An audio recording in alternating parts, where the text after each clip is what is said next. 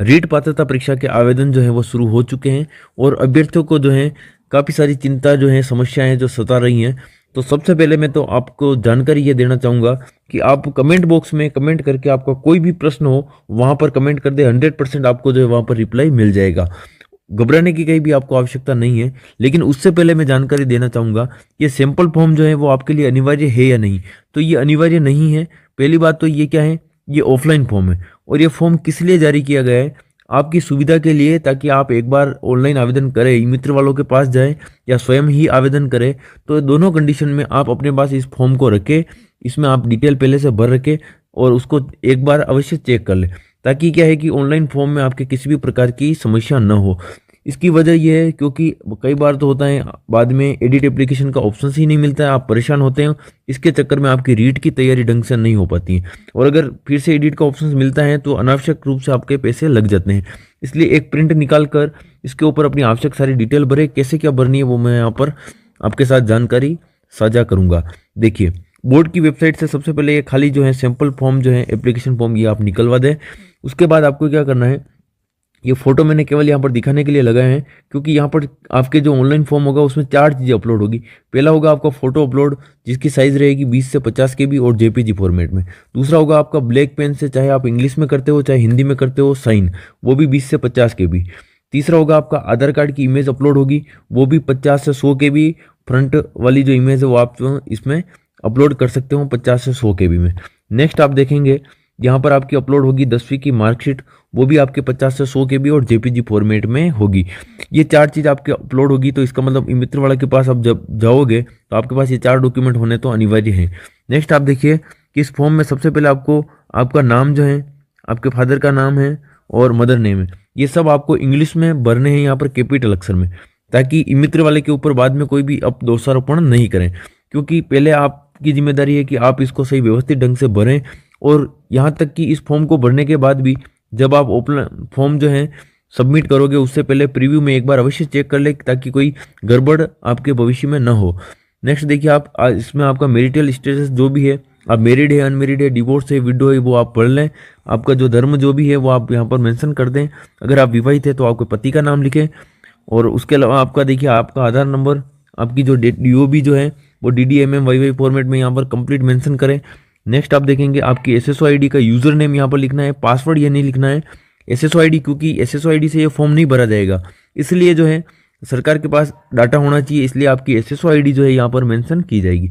Next देखिए, आप आपके एड्रेस में विलेज, पोस्ट, आपका स्टेट, डिस्ट्रिक्ट, पिन कोड और मेल ID और मोबाइल नंबर, ये सारी चीज़ें आप मेंशन करें। उसके अलावा आप एक अतिरिक्त मोबाइल नंबर भी, परिवार में किसी के भी मोबाइल नंबर यहाँ पर मेंशन कर सकते हैं, क्योंकि वहाँ पर क्या होता है, कई बार आपका मोबाइल जो है, कई बार मैसेज वगैरह कोई भी जानकारी जो आप तक नहीं पहुँच पाती है, तो आप विभाग जो है आपसे अतिरिक्त मोबाइल नंबर जो आप देते हैं एडिशनल, उस पर संपर्क करेगा। ठीक है। देखिए, आप दूसरा कि आप एक्स सर्विसमैन है तो हाँ करें, अगर नहीं है तो नहीं करें।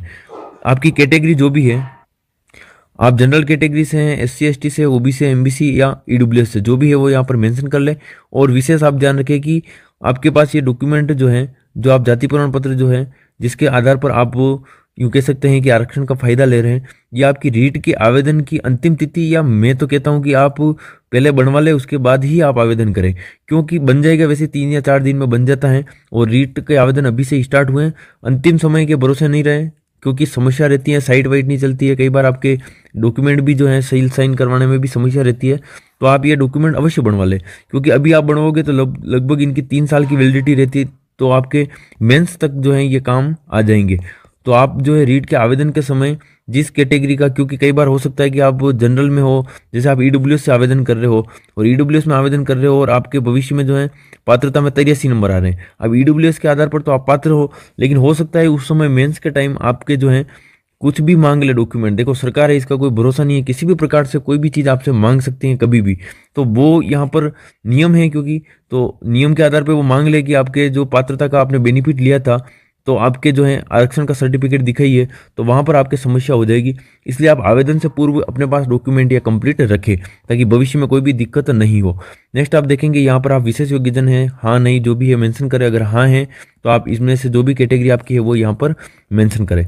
नेक्स्ट आप देखिए, राष्ट्रीयता आपकी इंडियन हो जाएगी, राजस्थान के मूल निवासी है तो हाँ करें, नहीं है तो नहीं करें। मूल निवास का राज्य यहाँ पर मेंशन करना है, मूल निवास का जिला करना है। उसके अलावा अगर आप टीएसपी एरिया से तो हाँ करें, नहीं है तो नहीं करें। टीएसपी एरिया से अगर आप हैं तो आपको जिला और गांव जो है यहाँ पर मेंशन करना है। उस डिटेल में आगे देखिए आपको एग्जाम सेंटर के लिए 2 डिस्ट्रिक्ट मांगे हैं, दोनों की वरीयता क्रम फर्स्ट और सेकंड इस प्रकार से रहेगी। इसके अलावा भी आपको कोई भी एग्जाम सेंटर मिल सकता है जैसा कि विज्ञप्ति में मेंशन है, लेकिन आपको ध्यान रखना है कि यहाँ पर एक बार आपकी सुविधा के लिए 2 जो हैं जिले यहाँ पर मेंशन कर ले, और जिलों का क्रम आप अवश्य एक बार चेक कर ले।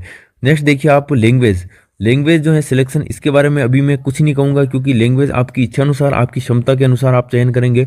और अगर आपको लैंग्वेज कैसे चयन करनी है इस बारे में अगर कोई वीडियो चाहिए, कोई गाइडेंस चाहिए तो आप वीडियो के कमेंट बॉक्स में कमेंट जरूर करें, ताकि हम नेक्स्ट वीडियो में कंप्लीट बताएं कि क्या सब्जेक्ट जो है, क्या लैंग्वेज आपके लेनी चाहिए फर्स्ट और सेकंड, और किस प्रकार से आपको बेनिफिट रहने वाला है। मैंने यहाँ पर नॉर्मली मेंशन किया है। अब नेक्स्ट देखिए आप, और दूसरी बात ये ध्यान रखें कि दोनों भाषा जो है वो सेम नहीं होनी चाहिए, दोनों भाषा जो है सेम नहीं होनी चाहिए। जैसे फर्स्ट हिंदी है तो सेकंड भी हिंदी नहीं हो सकती, सेकंड इंग्लिश है तो फर्स्ट इंग्लिश नहीं हो सकती, दोनों अलग अलग होनी चाहिए। और अमूमन छात्र जो है पहली लैंग्वेज जो है हिंदी लेते हैं और दूसरी में संस्कृत या इंग्लिश या कोई अन्य भाषा लेते हैं।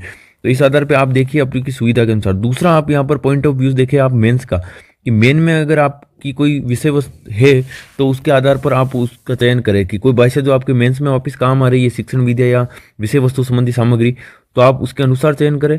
और दूसरा ये भी है कि अगर आपकी क्षमता है कि जैसे मेंस में आपके इंग्लिश है लेवल 1 वालों के, लेकिन संस्कृत नहीं है, लेकिन अभी आप प्री में इंग्लिश लेते हो तो आपको डर लगता है कि यार प्री क्लियर होगी कि नहीं होगी, तो ऐसे में आप अपने विवेक से जो है विषय का चयन करें, क्योंकि अगर आप फर्स्ट स्टेप को ही क्लियर नहीं कर पाओगे तो सेकंड स्टेप पे कैसे जाओगे। ठीक है, नेक्स्ट देखिए आप यहाँ पर बोर्ड जो है आपका 10वीं क्लास की 12वीं की जानकारी आपको भरनी है। उसके अलावा ग्रेजुएशन, बीएसटीसी वाले ग्रेजुएशन अगर आपकी कंप्लीट है तो यहाँ पर मेंशन कर दे, कंप्लीट नहीं है तो कोई समस्या नहीं है, वहाँ पर मेंशन करने की कोई आवश्यकता नहीं है। और अगर आपकी कंप्लीट है फिर भी अगर आप छुपाना चाहते हैं, क्योंकि अगर आपने 2 डिग्री एक साथ की है तो यहाँ पर मेंशन न करें। नेक्स्ट आप देखिए बीएसटीसी के साथ आपने अगर ग्रेजुएशन की है, अगर आपने प्राइवेट मोड में और ओपन मोड में की है तो कोई समस्या नहीं, यहाँ पर मेंशन कर दे। लेकिन अगर आपने रेगुलर मोड में 2 डिग्री जाने अनजाने में कर ली है तो यहाँ पर मेंशन न करें तो ज़्यादा बढ़िया है। नेक्स्ट आप देखेंगे पोस्ट ग्रेजुएशन जो अगर आपके पास है।